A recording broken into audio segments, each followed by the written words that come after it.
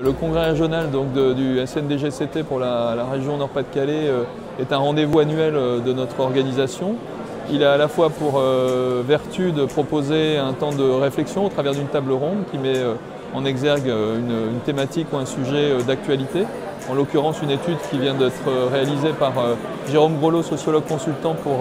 avec le soutien de la MNT, qui justement pose la question du devenir et du DGS. C'est également l'occasion pour notre syndicat de renouveler ses instances dirigeantes, on va dire, puisque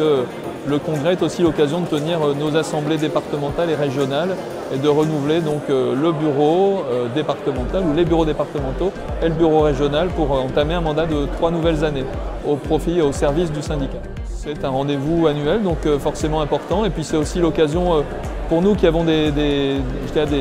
emplois un peu solitaires parfois, d'échanger avec nos pairs et donc d'identifier les bonnes pratiques et de repartir chez nous avec de nouvelles idées pour peut-être mieux travailler, mieux manager et mieux coordonner les activités des services. La question de l'attractivité de la fonction publique territoriale, cette question est d'autant plus prégnante après la crise sanitaire et la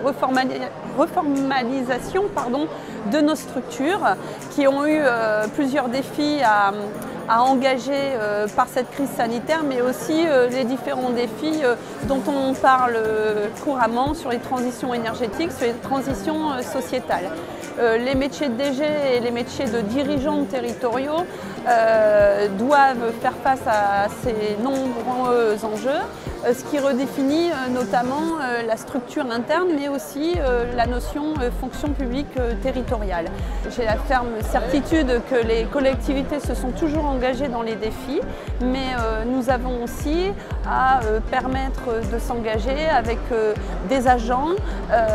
qui ont envie de venir, avoir une attractivité vers des métiers nouveaux, mais aussi une attractivité envers les jeunes et se tourner vers les universités et vers les nouveaux métiers pour faire face à cette transition